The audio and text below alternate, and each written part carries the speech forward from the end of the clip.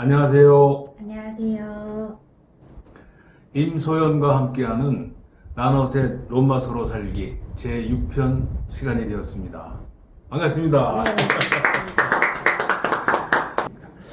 자, 그럼 오늘 마지막 시간인데 지난 시간 그 방송을 좀 복습을 하자면 우리가 이제 5장부터 계속 끌고 온 게 두 명의 우리 인류를 대표하는 분에 대한 이야기를 8장까지 지금 끌고 왔습니다. 네. 이 두 분이 우리 인류의 대표자시고 어느 분을 자기 삶의 대표자로 모시느냐에 따라서 죄와 사망에 거하느냐 아니면 의와 생명에 거하느냐가 갈라지는 귀중한 갈림길이 되는 그 대표자다. 그렇게 말씀을 드렸습니다. 예수님이 대표자가 된 세 사람은 어떻게 살아야 되느냐? 죄를 짓지 말고. 죄에 대해서는 우리가 죽고 또 의에 대해서는 또 하나님에 대해서는 우리가 이제 산 자가 되었다. 또 예수님과 연합하여 거듭난 사람은 하나님의 백성이 됐죠. 네. 그래서 하나님의 나라의 법인 율법을 지키면서 살아야 한다. 늘 육신에 지지 않고 싸우는 그러한 이제 우리의 삶이 필요하다고 말씀을 주고 계십니다. 해서 육신으로는 율법을 지킬 수가 없다. 네. 그래서 우리 그 사도 바울이 로마서 7장 25절에 말한 것처럼 새 사람이 된 사람이 마음으로는 하나님의 법을 율법을 원하지만. 네. 육신으로는 죄의 법을 섬기노라 하고 탄식을 하지 않았습니까? 네. 결국은 우리가 이 세상을 살아간다는 것은 내 마음속에 있는 그 법, 그 율법을 지키기 위해서 그 육신이 죄의 법을 따르지 못하도록 우리가 제어할 때에 우리의 삶이 열매 맺는 삶이 되리라고 생각을 합니다. 네. 또 예수님이 죄 있는 육신의 모습으로 와서 이 육신을 십자가에 못 박음으로 우리들의 육신을 멸해줬기 때문에 우리가 이제 더 이상 육신을 쫓지 않고 성령을 쫓아서 율법의 모든 요구를 이루고 율법대로 살아가게 됐다는 그런 아주 놀라운 선언이고 또 우리한테는 기쁜 복음의 말씀이었습니다. 성령이 우리 안에 새로운 주인으로 오셨기 때문에 예전에는 우리가 육신대로 죄의 법을 섬기면서 살았지만 이제는 우리가 성령을 우리의 주인으로 모시고 살다 보니까 성령의 인도하심과 성령의 능력과 성령의 여러 가지 이적들을 우리 생활 속에서 이 땅에서 하나님 나라의 능력을 맛보면서 사는 그런 길이 활짝 열리게 된 것입니다. 그래서 로마서 8장 9절에 성령께서 우리 안에 계신다면 우리는 이제 더 이상 육신을 따라 사는 사람이 아니고 성령을 따라 사는 사람입니다. 그렇게 말씀하고 계십니다. 성령이 만약에 내주를 안 하신다, 성령이 내 안에 계시지 않다 하면은 그 새 사람으로 아직 탄생하지 않은 분이라고 봐야 되겠죠. 예. 그래서 우리가 어떤 분이 구원을 받았는가 거듭났는가 외향으로는 우리가 알 수는 없지만 그분의 삶 가운데 성령의 인도함이 나타난다면 그분은 구원을 받은 새 사람이다. 이렇게 저희가 판단할 수 있을 것 같습니다. 이제는 육신으로 져서 육신대로 살 것이 아니고 내주하시는 우리 성령의 힘을 입어서 육신을 몸의 행실을 죽이면서 살아갈 때에 우리 세 사람이 승리하는 놀라운 역사가 이 땅에 있게 될 것입니다. 자, 그러면 이제 오늘 이 시간에는 세 사람의 또 한 가지 측면을 한번 살펴보기를 원합니다. 사실은 여태까지 우리가 5장에서 8장 전반부까지 살펴본 하나님 나라의 법을 지키는 하나님의 백성이라는 측면도 있지만 또 여기 8장 14절부터 가르쳐주는 하나님의 자녀라는 또 놀라운 측면이 있어요. 여기서 그러면 로마서에서 말하는 우리가 하나님의 자녀라는 그 말씀의 언급을 한번 간단하게 한번 찾아보도록 하겠습니다. 첫 번째는 하나님의 자녀는 예수와 함께하는 공동 상속자이다. 로마서 8장 16절, 17절에 이야기를 하고 있습니다. 우리 소연 씨가 한번 좀 읽어주시겠습니까? 네, 로마서 8장 16절부터 17절 말씀. 성령이 친히 우리 영으로 더불어 우리가 하나님의 자녀인 것을 증거하시나니 자녀이면 또한 후사 곧 하나님의 후사요 그리스도와 함께한 후사니 우리가 그와 함께 영광을 받기 위하여 고난도 함께 받아야 될 것이니라. 아멘. 네. 예, 이게 참 영광도 받아야 되지만 네. 고난도. 그렇죠. 네. 이게 우리가 예수님하고 연합이 되어 있기 때문에 네. 예수님이 이 땅에서 영광을 받기 위해서는 십자가 고난을 거치셨잖아요. 네. 그리고 아직 이 세상 나라에는 사단이 주관자이기 때문에 아직 우리가 그 영광을 위해서 이 고난의 과정은 뭐 필수 과목이라고 이 고난이 없으면 영광이 없다고 봐야겠죠. 네. 그래서 너무 감사합니다. 이 고난과 후에 오는 영광은 비교할 바가 없다. 자, 두 번째로는 하나님 자녀들이 몸의 구속을 받으면 상속받는 모든 피조물들이 다시 죄 없는 형태로 회복이 된다 하는 그 말씀이 있죠. 그 말씀을 19절, 21절까지 줬는데 네. 소연 씨가 좀 읽어주시기 바랍니다. 네, 로마서 8장 19절부터 21절 말씀. 피조물에 고대하는 바는 하나님의 아들들에 나타나는 것이니 피조물이 허무한데 굴복하는 것은 자기 뜻이 아니요 오직 굴복해 하시는 이로 말미암음이라.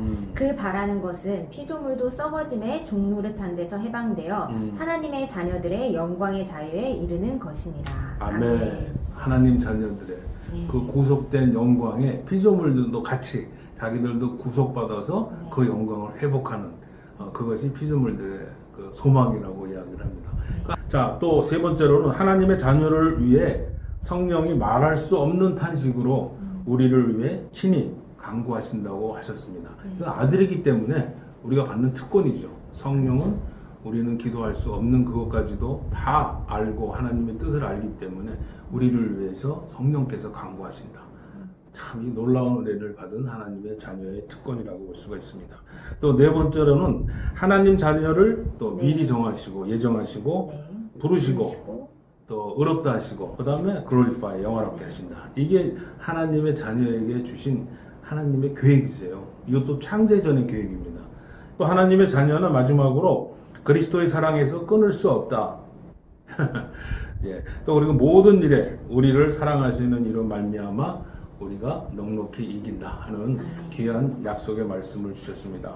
자, 로마서 8장 38절 그 39절에 그 끊을 수 없는 하나님의 예수님의 우리 사랑에 대해서 말씀이 있는데 한번 좀 읽어주시기 바랍니다. 네, 로마서 8장 38절부터 39절 말씀.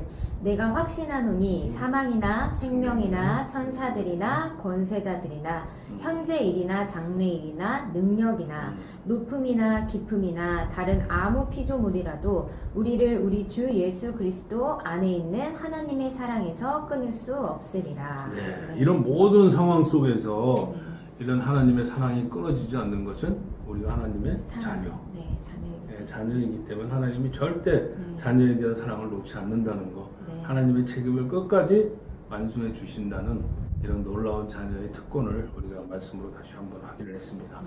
이제 마지막 8장의 이제 결론을 말씀을 드려야 될 때가 된 것 같습니다. 대표자 예수에 속한 세 사람은 첫째는 하나님 나라에서 태어난 하나님의 백성입니다. 또 두 번째로는 하나님의 자녀가 되었다는 것입니다. 누가복음 15장에 보면은 돌아온 탕자의 비유가 있는데 말씀을 통해서 우리가 하나님의 그 자녀와 또 하나님 나라의 백성의 그 두 가지 측면이 있어서 잘 살펴볼 수가 있습니다. 저 소연 씨께서 한번 좀 읽어주시면서 같이 한번 이야기를 한번 해볼까요? 네. 누가복음 15장 21절 말씀입니다. 네. 아들이 가로되 아버지여 내가 하늘과 아버지께 죄를 얻었사오니 지금부터는 아버지의 아들이라 일컬음을 감당치 못하겠나이다 하나. 22절 아버지는 종들에게 이르되 제일 좋은 옷을 내어다가 입히고 손에 가락지를 끼우고 발에 신을 신기라. 그리고 살찐 송아지를 끌어다가 잡으라. 우리가 먹고 즐기자. 이내 아들은 죽었다가 다시 살아났으며 내가 잃었다가 다시 얻었노라 하니 저희가 즐거워하더라. 네. 사랑방탕하게 밖에 살다가 그 아들이 이제 돌아왔는데 돌아오자마자 아버지가 해주신 첫 번째 일은 제일 옷을 좋은 옷을 어. 입혀주시고 네. 좋은 옷을 입히고 가락지도 끼워주시고 신도 신겨주시고 네. 그런 치장을 거 시켜주셨네요 먼저. 그렇죠. 네. 네. 그거는 이제 아들이라는 상징을 이제 네. 회복시켜 준 거죠. 그쵸. 그거를 소식을 들은 마다들을 보니까 25절에 네. 나오네요. 그 마다들은 밭에 있다가 돌아와서 이렇게 이야기를 합니다. 네. 그러니까 마다들도 아들이잖아요. 그렇죠. 근데 아들이지만 또 한 가지 측면은 그 밖에 나가서 일을 하는 일꾼의 모습을 네. 보여주고 있지 않습니까? 네. 그러니까 이것도 보면 두 가지 측면이 있는 거죠. 네. 아들이면서 음. 또 일을 하는 가정을 위해서 일을 하는 모습. 그렇죠. 예. 이 누가복음의 이 모습이 네. 우리가 하나님의 백성이면서 또 하나님의 자녀라는 두 가지 측면을 이 누가복음에서 작은 아들과 큰 아들을 통해서 우리가 잘 볼 수가 있는 것 같습니다. 네.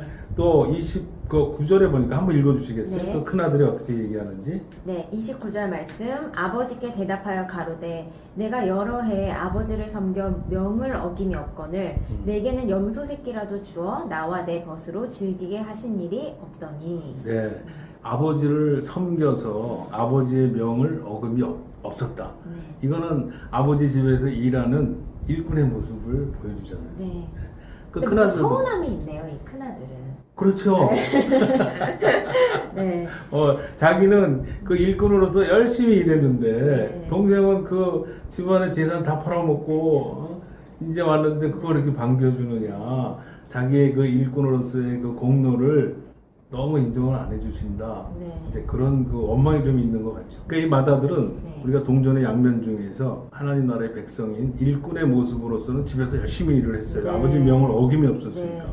근데 한 가지 아버지의 아들 그 자녀로서의 그 관계에 대해서는 그렇게 누리질 못했다. 확신이 없는 것 네. 같아요. 그 자녀의 측면이 굉장히 약해요. 만약에 그 아버지를 진짜 사랑했으면 네.